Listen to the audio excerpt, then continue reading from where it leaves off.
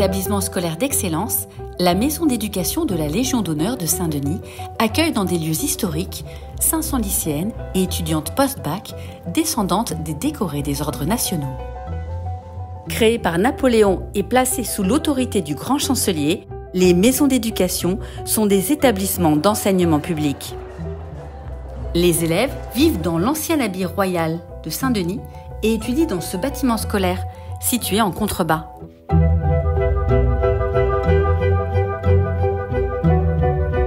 Il a été édifié dans les années 1980 pour doter la maison d'éducation de salles de classe fonctionnelles. Il est classé au titre des monuments historiques. Il est organisé autour d'un jardin qui sert de cours de récréation aux élèves.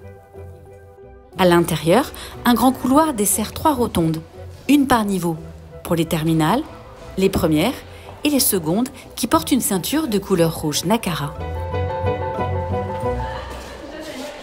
Là, on est dans la rotonde des Nakara. C'est là où se situent toutes les classes des secondes et quelques classes en plus pour des cours spéciaux ou pour nous pendant nos permanences, par exemple.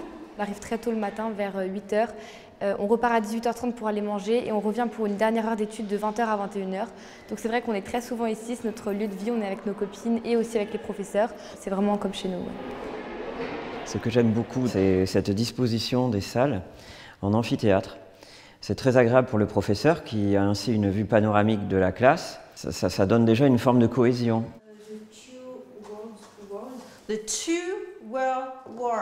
Le principal inconvénient, c'est celui qui a trait à l'isolation. Lorsque nous avons des élèves bruyantes ou qui parlent dans la rotonde, on entend tout et ça perturbe assez vite le cours.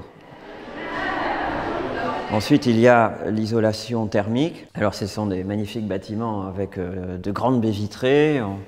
On a vu sur l'extérieur, mais l'inconvénient avec les baies vitrées, c'est que lorsqu'il fait froid, notamment au cœur de l'hiver, il a pu m'arriver de faire cours en manteau un soir après 18 h.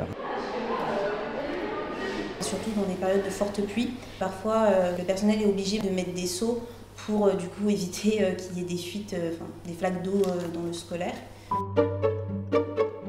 Les élèves ne disposent pas suffisamment de salles de travail pour pouvoir s'isoler ou réviser en groupe. Parfois, quand on a envie d'aller se poser dans un foyer, on y va et en fait, il n'y a pas de quoi se reposer. Donc c'est vrai que c'est d'autant plus important dans notre lycée d'avoir de quoi se reposer entre les cours. Parce qu'en plus, il y a une pression assez importante. Donc c'est vrai qu'il n'y a pas forcément ce qu'il faut dans les foyers. Toute la journée, la vie scolaire accueille les élèves. Donc ici, on se trouve dans l'espace scolaire, on appelle ça le bureau vie scolaire, et c'est un peu là où convergent tous les problèmes, les petits problèmes ou les gros problèmes des élèves, et parfois aussi des enseignants, et voilà, c'est un peu un poste central dans l'établissement.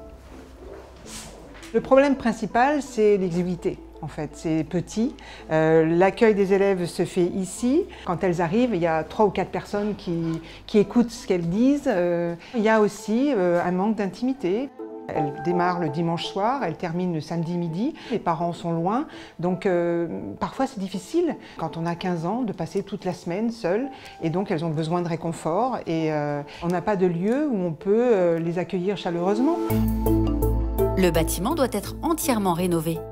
Le grand couloir central, la salle des professeurs et l'ensemble des salles de classe.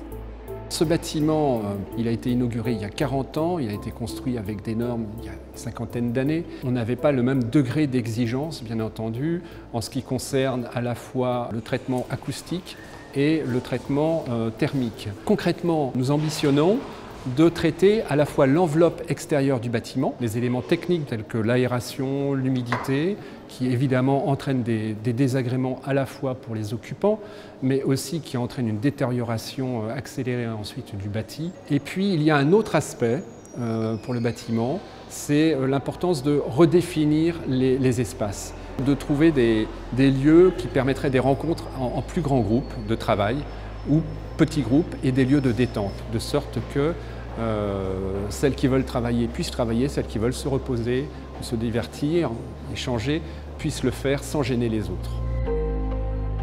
Ces maisons d'éducation ont été voulues par Napoléon il y a 200 ans Et il s'agit de donner vraiment un espace de travail, de vie à ces jeunes filles qui leur permettent de continuer à atteindre les résultats d'excellence qui sont les leurs aujourd'hui. Pour réaliser ces travaux sur l'enveloppe du bâtiment, ses équipements techniques et son niveau de confort, la Grande Chancellerie de la Légion d'honneur souhaite faire appel à la générosité de ses mécènes.